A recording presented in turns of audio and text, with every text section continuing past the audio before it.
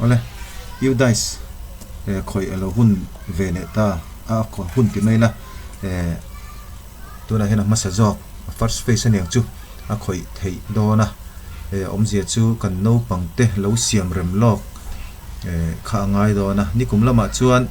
tam school tam zau chu office lamin an khoi sak mar chut kumina tang chuan mani school a khoi to tur kha ni me la chu bang chuan kan khoi do na wangin engeng ma chen kha kan hria ta ngai do na tin kan soi masak do chu tun truma hian no pang detail tak tak kha ala thun thei lova nakina pokan tilang thowanga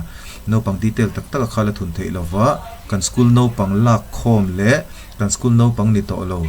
pai chu ang ve la kha tu na chu kan ti thei chin chau kha ni do na a detail la no pang detail tak kha la da thei don lo ni chuan ma sabera chuan UDISE website han lu top turania hetain ke ka da sa a te kan click at hemi hi website han lu mai tu ni do na ma ro chu khamilo nei sa lo te kan om ta kin Google search a hian UDISE login ti ta mai te la UDISE plus UDISE plus ti khan ta hian Mizoram kan thlanga kan ko anga chuan hei ron lang mai don ta ni hei hi a login na tur kha ni do na chuan kan hanin login chinanga school hi ta hian UDISE mani school UDISE kha ni do na a password hi nakina office tang ron pedon chewa ka lu chin na tur hi khoi tur poni lo mara chu engtin nge lo om atira engtin nge lo om ti kha en tur ni do na ati dan kan soyanga chuan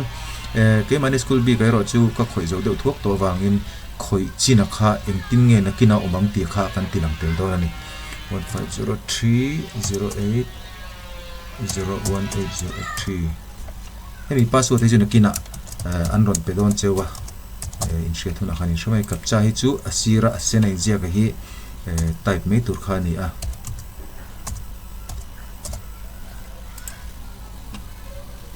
kanin log in ta ni kanin log in ta hei hi nikum ani a mo nikum mania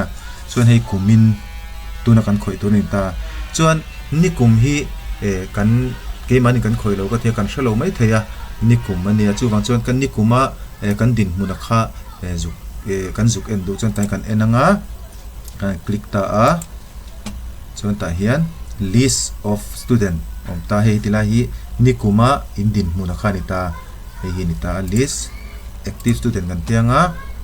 school no pang nikuma in school no pang nei zong khatin ron lang ta ni heng hova hi indu phei chuan hetla hena chunga hian excel mangin download chin taila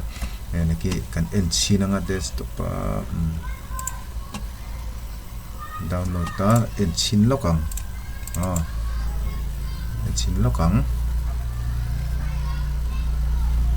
hei hi nikuma din mun school din mun ka teng hian a en thei ta ni class 5 6 7 8 and 8 thleng ming mo tikhan hemi chau hi kumina henaron tuna henaron omdona ni hemi heng ho chawa hi tinana class 5 a chon tuna hian pali chau he school a henan oma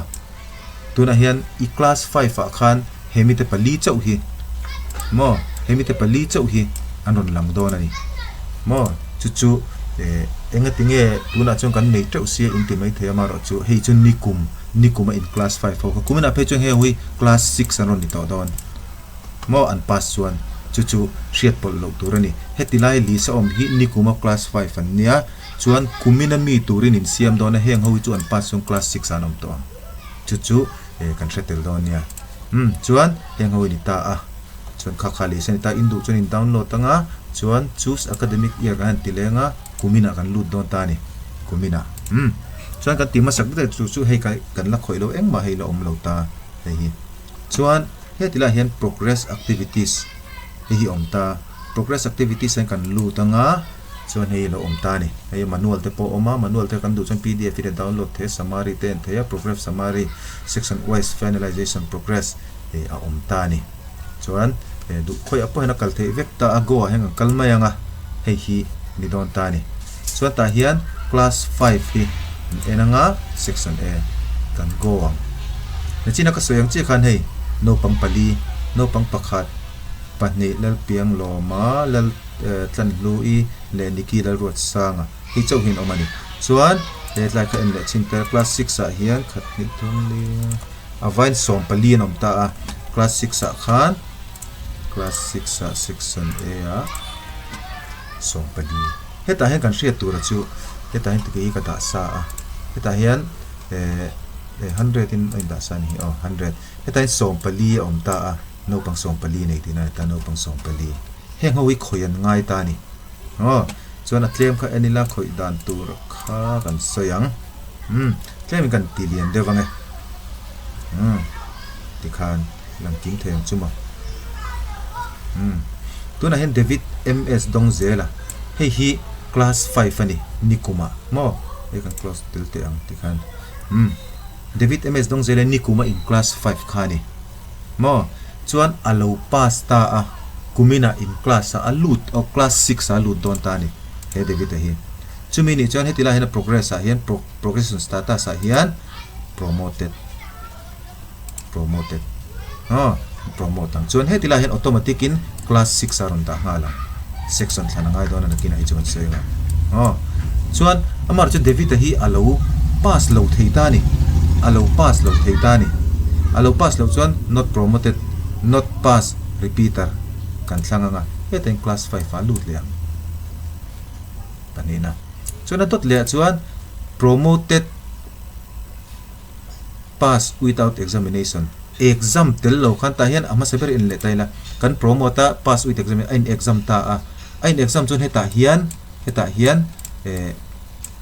a pass percentage nikum to pa mi kha tun first round te khain lo dang tun first round tu khan lo nia nikum pol nga a akum top exam percentage kada turani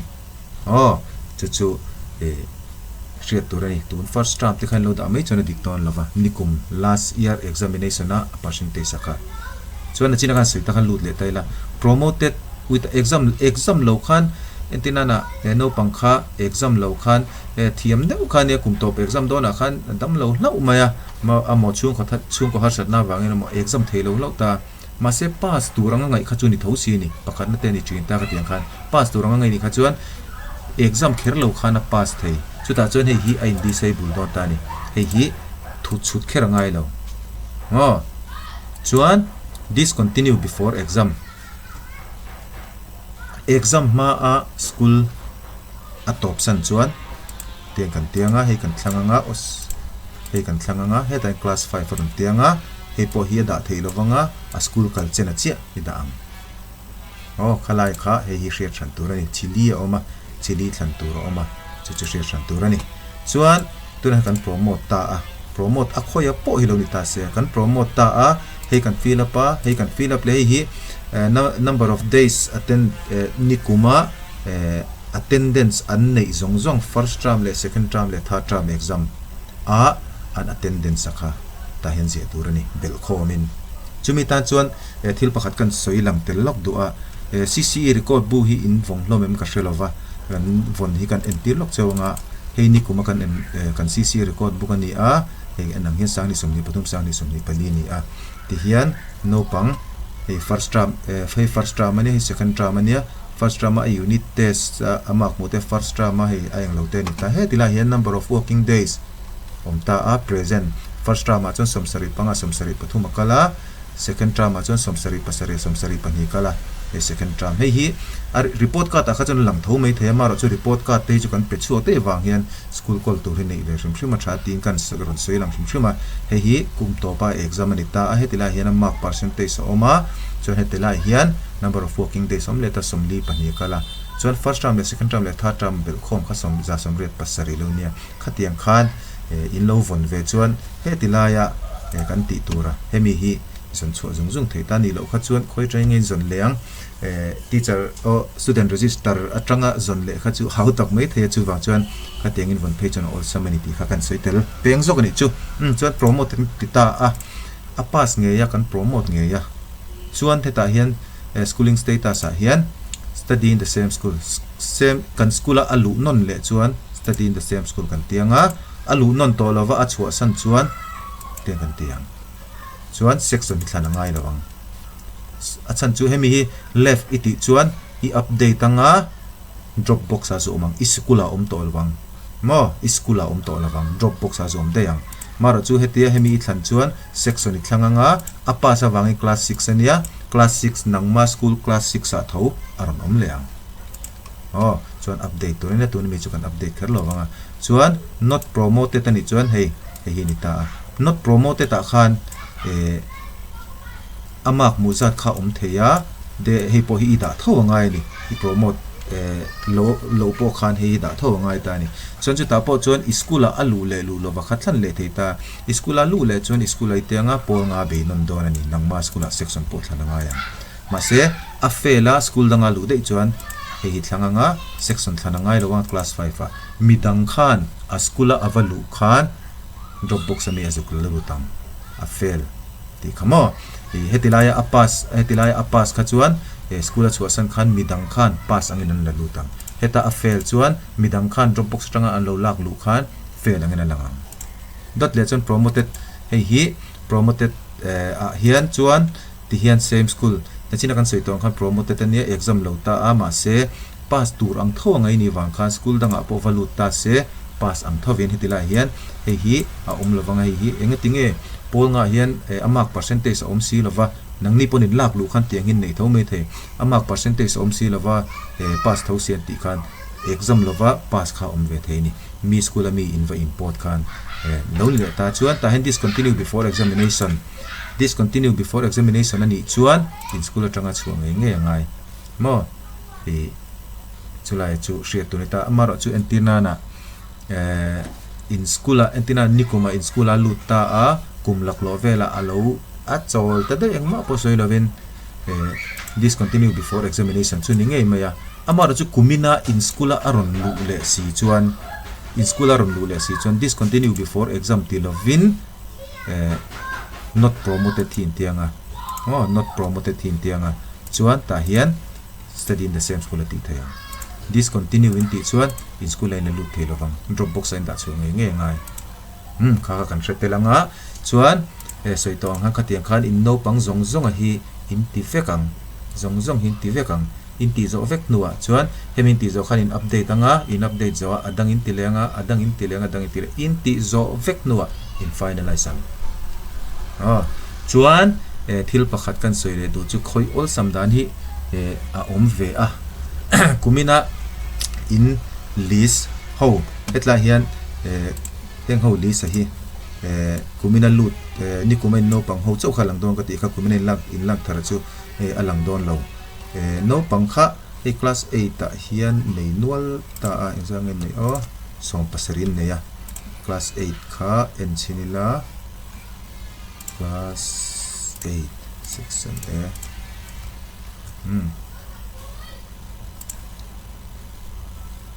class 8 thang lo mi class 7 zo mi class 8 chun nei theilawang class 8 chun nei theilo chu shit te langai class 8 chun nei theilo achan chu in class ngoro in class 8 kha he ho hin mia class 7 8 class 8 section a he ho hin le class 8 ho kha chuan hi hetia chini khana ti theya lal h lal himpui I kha he tilaya I data record a khani zuk zong theya masaber khan lom lo me theya chuan zuk zon kha boi thak me theya khating ni lo khan nangma li sai nei kha he tela tang hen he tilai ngor ni pakhat kan chin chelo nge remsiam liana hi nangma list ne khana lo masaber tani en tura khan hetilai heti remsiam liana zuk zong kherlo khan ta heni filter theya rem siam liana tikhan izuk khoi the ni or something ti mai taila zuk zong boi vak lo khan chuan kha alo ni ta a chuan khami kan ti vek nuwa khan finalize tur kan ti ta chu finalize do a khan eng tin nge lo om le ti kha kan en le don ani chu hi school dang kan lu chin na mai ni a ke ma ni chuan ka ti to no la wang khan ke ma ni school ha kan lu tanga 4a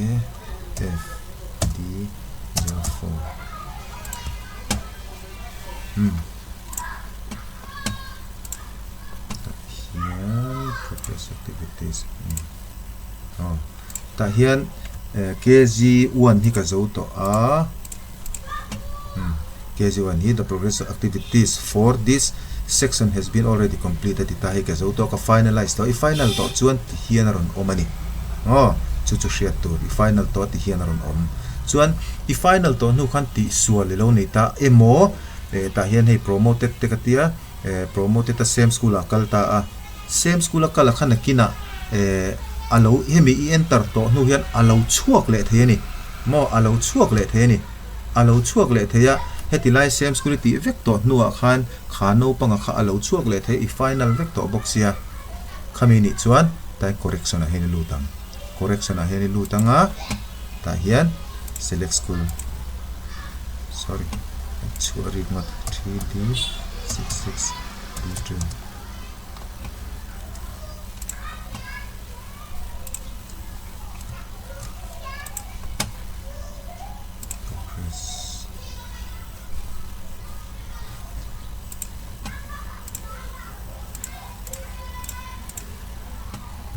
ta hian correction a hen kalanga ala correct le the ni ti hian mo same school kan ti kha leave alo ni chen leave anga I update am kha ka share tel to I voi khati ti to kha I finalize to nu po khan la khoi dang lam le zeu the ni ti kha soitel le ni chuan adot le chuan tuna hian KG kan tan chiang lo de ka tin ni chuan kan han kalta tuna hian kat kan school hian engemoti kim lo kala ni chu entina ta na ka da thathe ni kan tianga LKG1 hi ka zo to KG2 hi tlem khoi tur ka da kan lu chinanga kan enila kan tingen le hretange chuan hei achung pani MET le S mana begon ti hi kala ti lawa aba ki ten ka ti vector ni ka ti vector ki na lo poi ka ta vector a chuan ka final achunga mi pani ka ti zo ka final thei to ta chuan kan final anga hi kan promote ama hi 85% point kha ada thei lo ning ka sia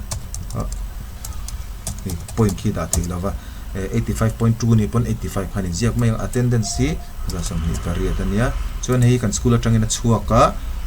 tuna hian kan school class 1 ani kuma KG2 ania kumina kan endon chu kumin class 1 a lo chuan a chuak amo kha chu kan thretin tur ngai taila tuna enrollment hetilai kan khoi mek no pang kan khoi mek hi nikuma mi ti share tur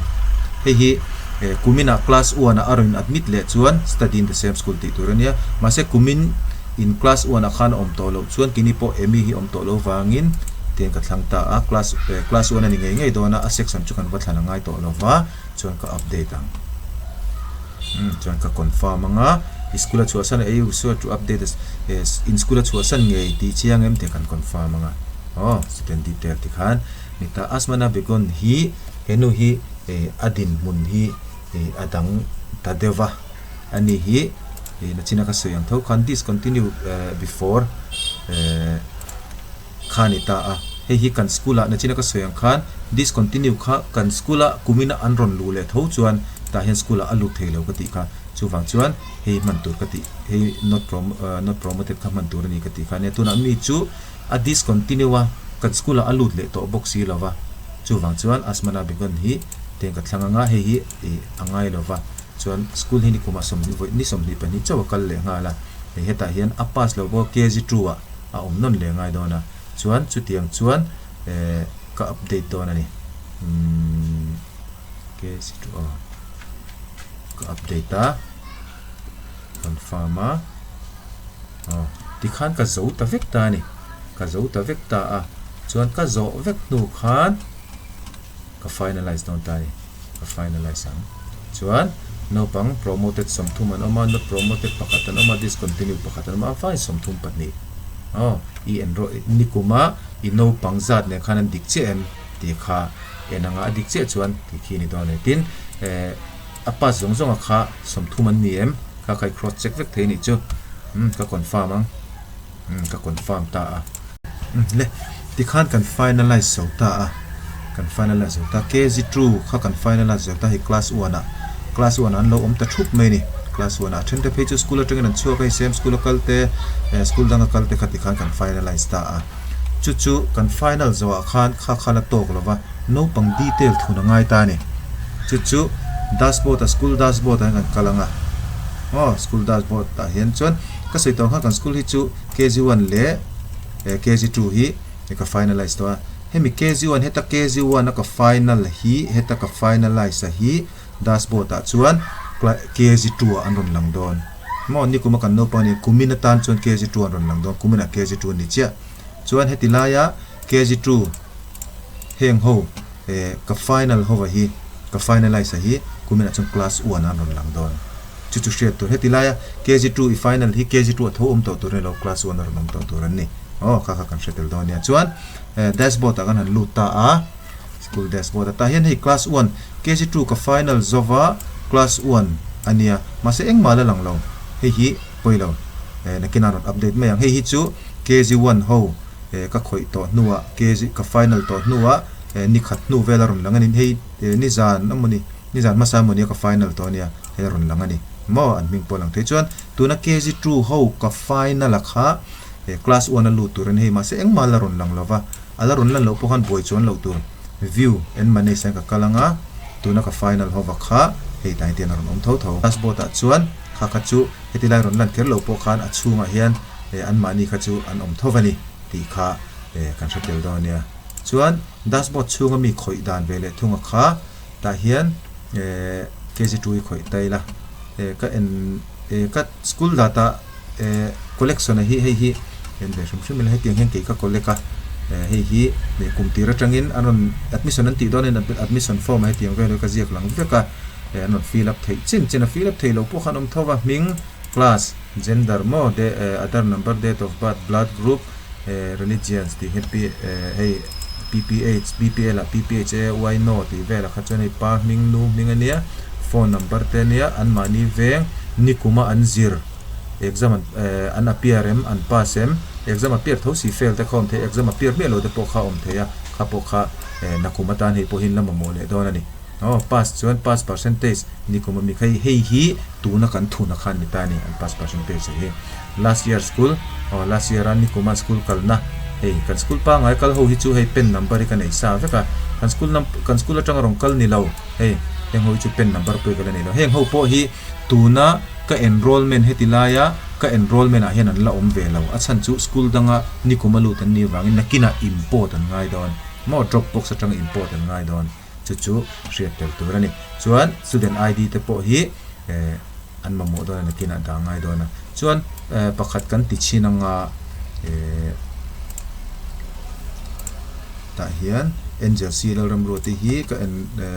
lawa kan enanga sorry KG2 ania KG2 angel seal ram roti henu information kan thun don ani chuan heta hian GP oma GP chu general profile EP chu educational profile FP chu facility profile hei hi enter vector ani entaila FP train kan luta student name ten angel tilo oma female ania female ti sol palte lo om chon male jok ten chon male jok en thla kanga date of birth hi helo om sa ti sol pal om chon in ti thalenga student code is optional ania da ngai lova father's name mother's name ania chuan angel hi tu na hen Aadhaar number nei lova heti hian 999 oma Aadhaar number chu lo nei ta ang se heta hian ni click anga Aadhaar number is yakam mo dia ang ala nei chuan lo chuan ta hian hi angai lo ta tikhan chuan ani lo pon heti lo click pal to a akal theren chuan hi 9 lir digit song pani da mai donia tikhan chuan Aadhaar number hi akko ta ni beta 9 lir digit ida chuan engani akal tlang theyang hemi I click pal to a Aadhaar number ida le si lo kha chuan atopa aboy the chu bang chuan 999 ti kha ing lo bang chuan heta hen Aadhaar number lo nei chuan Aadhaar number ita anga hi aron nunganga ta hian Aadhaara an ming ang khani ron tiang hetilaya an ming alo zi adan le Aadhaara ming zi adan an lo chuan Aadhaara mi zo khai zi kanga chuan Aadhaar verification ti huna kha poi mo don ani chuan veng an lo in sun chun an veng te project te ta ti khan phone number te po update angai guardian te ngai chuan lusai st hetian bpl ani chuan bpl beneficiary ni le ni lo kan enanga angeli hi bpl a no intia bpl a no intia chuan no ni kha chuan he ngai lo ta yes lo ni palta se ay nge ay nim ani lo chuan no bpl a po khan phh te ay kha lo sang le ta a ta hian chen chu phh ani ta a ay te nom ta a atar yes lo ni ta se ta hian ay nge phh ay ni chuan yes ay ni lo chuan no kha thlan ve le kha ngai ni chuan ta hian ews disadvantage group hi chu an ni lo va no ni me chuan cws an ni cws an ni chuan yes anga ta hian cws an kha thlan tur lo omanga ten yes ani chuan engber nge hi an sei fo thin ang khan eng lo certificate nei kher khani kan ring deva chuan certificate nei lo ko chuan no ti mai kha ngai melani chuan person disability percentage te po certificate a kan ringa yes ani chuan whether the student is Indian national or Indian national mi le sani ta hian ral tlan te po kan lo nei ni chuan ral tlan a Myanmar ral tlan ni ka chuan Indian national khan ni lo the ta no te kha thlan ngai ta a mar chu dang ha chuan Indian national kha chu an ni tlang pui tur ngai taila thome is the school identified out of school children in a current or previous school out of school children school la lut ngai lo lak lu chop ani kha chuan yes ani anga ma se ani lo kha chuan no ani mai chuan out of school children ani chuan ta hian out of school children ni chuan mainstream a hian academic current year nge arlian ama tanga lo tum lok to kha thlan le tur kha om ta khairo kha chu no ni karing chuan headline blood group a hian a+ ani hi soito ang khan ni kuma kan lo thun lok to ani a hei tuna ponia blood group in thlak thu om lo ti khana lo om sa a chuan ka update anga ka confirm anga chuan annex a kal le ang wala ti khan educational detail kan thleng le ta educational detail masami kan ti zawa chuan ta hian admission number in present school tuna in admission number kha admission number hi pek ve kha nga ya ke ni a hian angel serum roti hi admission number hi nia hi admission number hi ka copy ma yanga chuan kan da lu tanga ti khian admission number lom ta chuan admission date hi kan admit ni tak alak loron kalte po hinom thina mara chu khang ho kha chu kan lo school tan ni hian kan ziak vek mai zela ti khian nili thali april nili a tan ang khan kan ziak mai zela chuan class hi chu roll number 1 ani maya English medium ro in thlangsa a school ina kentel khania selected one language taken by the student ti chuan hetilaya ang khain thangmai mizo ni chuan mizo khan thangmai anga hi chu ngai lo va thlan thera ngai lo second option vela hi chu chuan heta hian hi chu previous academic year ani wang khan nikuma hetilaya atira kan thun to kha study the same school ti te promoted ti te khatiang ho kha he an mark of te le an instructional day kha chu heta kan thun sa vek khani wang khan kha chu angai lo vai ti lai page chu educational detail hi chu kan zo le ta mai ta a chuan hemi facilities detail a hian engemani a website a hian engemani la fel fam kim lo de la ka omnin kan ria adang hi chu kan hret hevek manga heta hian facilities provided to student a hian ta hian yes hi thlan tur ania yes ai nei tila hi .bl de te khin mu karinga khita khian thlan tur lo aron lang ani tuna hen laron lang lo tlat maya hi a website hi engemola zo lo a omani mai theya ta hian a om tura kha chu free textbook te free uniform te escort allowance khatiang chi ho kha a om ta khan kan don piang kha thlan tu ni ta free uniform le free textbook ji kan dong ve kha kan thlang mai thin ta chuan noi po hi if yes ani chuan ti khania cwsn hian engemaw donan nei kha chuan kha po kha thlan tur lani mela chu wang chuan hei la fam kim lo deuh hlekani kan ring dewa chu wang chuan hei hi chu la ti mai thei lo tur angai te la yes kan te khoi ber khinge free textbook ne khoi ber khinge free uniform ani ti kan share box lo chu no phot taila entina na ei ala final thei don lo tina ni chu chuan ta hen whether the student has screen of for disabled specific learning disabled no pangkha a disable le disable lo kha screen an nei an nei chuan yes ani chuan hei thlan tur kha om ve le ta a no ni chuan no ni mai ta a chuan autism spectrum disorder ani em chumi tu chuan an screen screen lo chuan screen chuan yes screen lo chuan no ni mai ta screen for attention deficit hyperactive disorder khatatang khan screen chuan yes screen lo chuan no ni maya chuan hetilai hian has the student identified as gifted or talented no pangkha talented student atana identified an ni em hi chuan mani inang mani na an mani mudan te pokhan yang chu yes ani chuan yes no ni chuan no ni maya chuan heta hian does the student appear in the state level competition, national level competition, olympic no pang akha state level competition ang chi ate tel to em national level competition ang chi te tel to em sport lam pang akhan kha ta yes chuan yes no chuan no ani maya no pang kha lo tel to chuan yes anga tel lo chuan no chuan scout and guide school khan scout and guide in nei chuan a participate chuan yes participate chuan no scout and guide in nei lo chuan NSS te NCC te nei lo kha chuan no khani mai anga heta hian whether the student is capable of handling digital device including the internet kan tia ai tia hi yes ti mai hi olsam angrenga amaro chu olsam hanti mela ani du mai mela no pang hi kan no pang primary no pang po phone ten khoi thiam vector internet ten khoi thiam to maro chu hetlai hian anu hian mobile laptop smartboard desktop projector the use of computer to receive access store produce present and exchange information and to communicate and participate in collaborate network via internet interacting through digital technologies protecting personal data and privacy tia hi aomzia chuan office thila mang thiam tina lampang deuh khan me whatsapp khoi thiam ringot kan tiang chi kha chu ani mail lova chuwang chuan personal data te protect thiam ang chi high school vela te chuan yes te po om thei mai thei primary le middle vela hi chuan yes no yes le no kha lo no khani tlang pui melani chuan heta hian student height in centimeter hi chu update man turani inte nanun ber student height hi nikuma information ani nikuma ai te na lo niam ko chena fu lo mai thei asan zonga kha inte anga asiam in danga akeji kha inda bokanga adikin da huna haron lam me doni chuan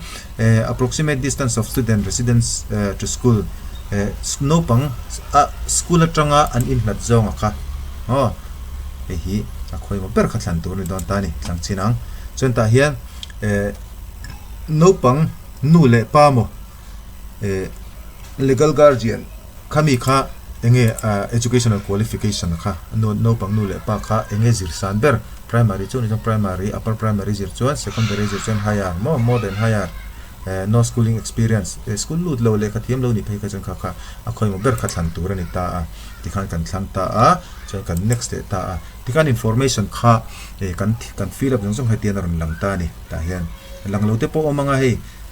kha chu boi chuan lo tur ani select thei lo te kha omta chuan nachina ka soyang deuh khan no pangina engani facilities an don chungchanga khan enge mo fel lo khala omani kan ring deuh chu wang chuan hetila hen englo na turom lo hetila chunga hen share taila after verifying all the student data user need to proceed to complete the data. For completion scroll down the bottom corner atia complete hemi no pangkan ti fel to hian complete tina tur kharon tur ni tani ni kuma po vekta maro chu tun din monen la lo ka chu wang chuan a website ai la fam kim lo de hlekani kan ring dewa kha chu na kinaron fel tur angai te la kan ne anga kha chu lo enter thei thota a in save don thawani chu chuan school dashboard a khan lut le taila khano pang kha en taila hey in progress kan la final thelo wang ni gp chi hi ala shringa hi a hrin phei vek angai ta chuan hi complete thei huna khan no pang kha final thei don ta chu chang no pang zong kan ti vek huna kan UDISE data 2004-25 hi kan finalize le ngai don ani kha aman dan tlang puile engeni agai ti mai in shil fe nang chu ni ta se atho me har satna engamon nei chuan office lampang ate pozo thei tura ngai taila kumina changchan seitong khan school ina hemi activity city to tura ngai khani ni kuma chuan office lama changten ti sak nuala wang khan engamo la thiam lo de tak ni mang hin engamo chen chu in lo tura ngai taila hriat thiam lo le engamo ala om chuan office lama te pozo office thei ome